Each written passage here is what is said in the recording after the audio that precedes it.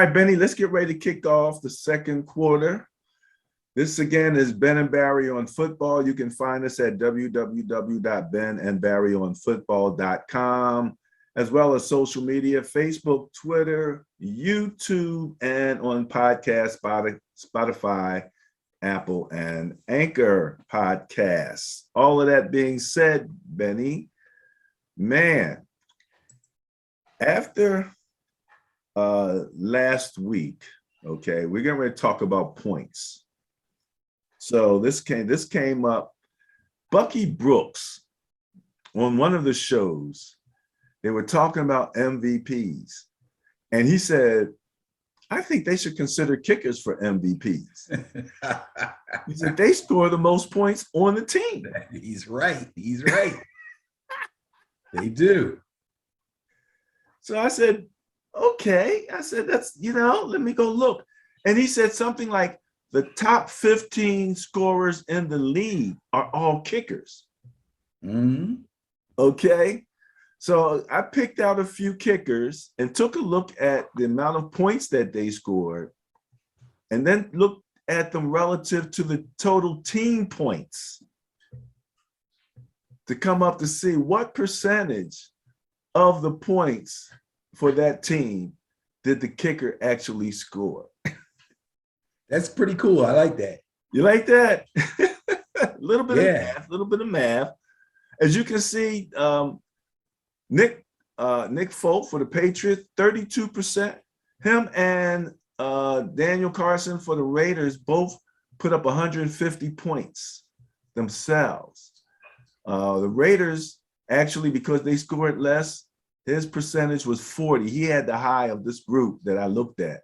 40% of the points that the Raiders scored, Daniel Carson scored those points. It'll make you think, you might have to think about it. He might have been the MVP of the team.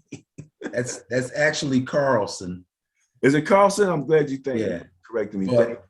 But you know what this reminds me of? I'm sorry. Really, really fast fantasy story. I'm in the league that my daughter runs. She's the commissioner of the league.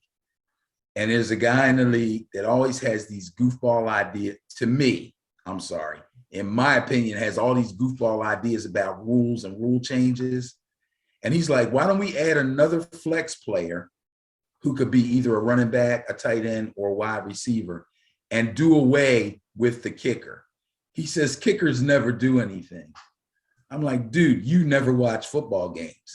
Kickers never do anything. He said that. He said kickers aren't worth having on your fantasy team. I have won games with kickers many times,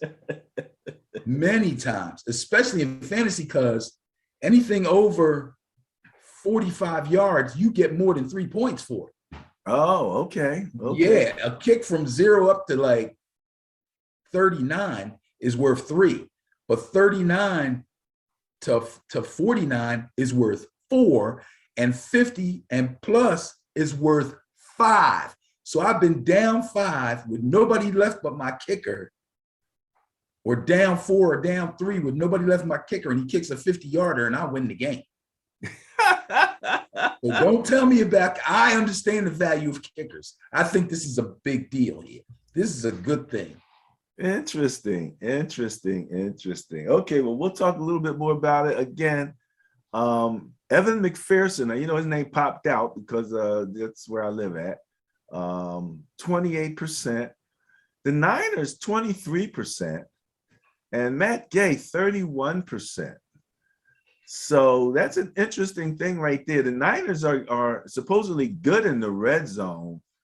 So Robbie Gould maybe isn't getting as many field goal attempps. Yeah, I would say so. He was out a little bit too, I think, this season. I think he had some injury issues. He had something going on. Yeah, he had something going on for a That is true. Good red zone teams, that usually hampers the kicker a little bit. Yeah, that would make sense. So anyway, I just thought that was something fun. I saw when I heard Bucky Brooks, I was like, okay, Bucky, I'm going to take a close look at this, or a closer look at it, and see how that all works out. And so that's a little bit of that right there. All right.